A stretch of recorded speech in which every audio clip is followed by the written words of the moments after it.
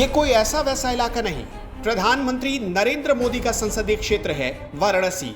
Smart city बनने के बस अंतिम छोर पर ही है। यहाँ के किसानों की जमीन को सरकारी जेसीबी ने रौंद दिया है। इसी स्मार्ट सिटी के नाम पर किसानों की हक की जमीन बेचने की तैयारी हो चुकी है।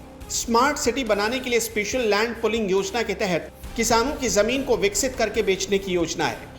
विकास प्राधिकरण ने एढ़े सहित 5 गांवों की जमीन अधिग्रहण करने की तैयारी की है, लेकिन किसान जमीन देने को तैयार नहीं। वो जान दे देंगे, जमीन नहीं। यहाँ के किसानों को पैसा नहीं चाहिए, सिर्फ सम्मान चाहिए और अपनी खेत चाहिए, जिसमें अलग अलग योजनाओं के नाम पर लूटने की पूरी प्लानिंग हो चुकी है अधिकारियों के जरिए। बीडीओ द्वारा जबरदस्ती आके हम लोगों का खेत की बाउंड्री तोड़ दी गई और बाउंड्री जबकि बनवाना था, प्रवासी सम्मेलन के समय जिला प्रशासन हम लोगों से बोली थी कि हम आपकी बाउंड्री बनवा के देंगे और आपकी मेड़बंदी और नाली भी बना के देंगे जिस पे आप पुनः खेती दोबारा कर सकें, और ऐसा कुछ नहीं किए। इस विरोध में हम लोग आज धरना प्रदर्शन किए हैं और कल से हो सकता है कि और आगे इसको रूप बड़ा बनाएं। किसानों ने बताया कि बीडीओ ने जबरदस्ती जमीन की बाउंड्री तोड़ दी, उल्टा किसानों पर आरोप मढ़ दिया कि कॉलोनी ही अवैध है। अच्छा तरकीब ढूंढ लिया गया है, जो पैसों से ना खरीदा जा सके उसे इलीगल कहकर जेसीबी से रौंद दो। किसानों का दावा है कि फसल और पशुओं से बचाने के लिए उन लोगों ने बाउंड्री कराई थी, लेकिन बीडीओ ने बाउंड्री गिरवा दी। पहले भी रिंग रोड बनाने के समय किसानों की जमीन ली गई और किसानों को सर्किल रेट से 4 गुना देने का भरोसा दिया गया, लेकिन रेट मिला वायदे का आधा। नतीजा कि किसानों ने केस कर दिया, अब मामला कोर्ट में है। अब एक बार फिर उत्तर प्रदेश सरकार ने लैंड पुलिंग योजना का बिल पारित कर दिया है और एढ़े और उससे सटे 4 गांव के किसानों से जमीन लेने की तैयारी चल रही है। किसानों से 25% जमीन देने की बात कही गई, लेकिन इस बार किसानों का मूड विद्रोह करने को तैयार है।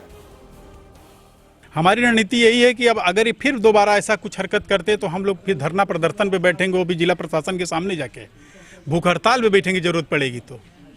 नहीं, प्रशासन आगे बैठ के हम लोगों से बात करे कि हम लोगों की मंशा क्या, उनकी क्या मंशा। वो अपनी मंशा जाहिर नहीं कर रहे, गुंडई कर रहे हैं, खेती भी नहीं करने दे रहे, भूखों मर रहे हैं लोग। कितने पशु छूटे हैं, पशु को लोग चारा नहीं दे पा रहे हैं, कहाँ से देंगे? खाने को नहीं मिला तो चारा कहाँ से देंगे? ऐसी स्थिति में हम लोग क्या करें? ना तो उचित मुआवजा मिलता है, ना ही ठीक बात करते हैं अधिकारी। किसानों से कैसे वादा खिलाफी की जाती है, ये समझिए। प्रवासी भारतीय सम्मेलन के वक्त किसानों की फसलें हटाकर टेंट सिटी बनाई गई।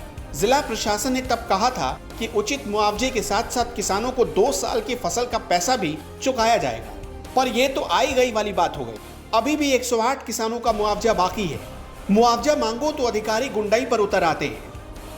पुराना तो दिए ही नहीं, नया क्या देंगे वो भिखारी हमको?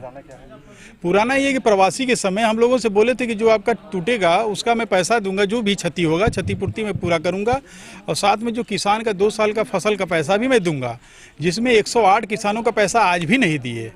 और उसके बाद भी जब किसान अपने से अपनी बाउंड्री वाल बैरिकेटिंग करके अपना खेती करना चाहते हैं, जो कि पशु आगे खा जाते हैं खेती, तो ऐसे स्थिति में हम लोग अपनी बाउंड्री करने लगे और अपनी तारकसी वगैरह करने लगे, तो दबंगई दिखा रहे हैं कि हम कुछ नहीं करने देंगे। क्यों नहीं करने देंगे?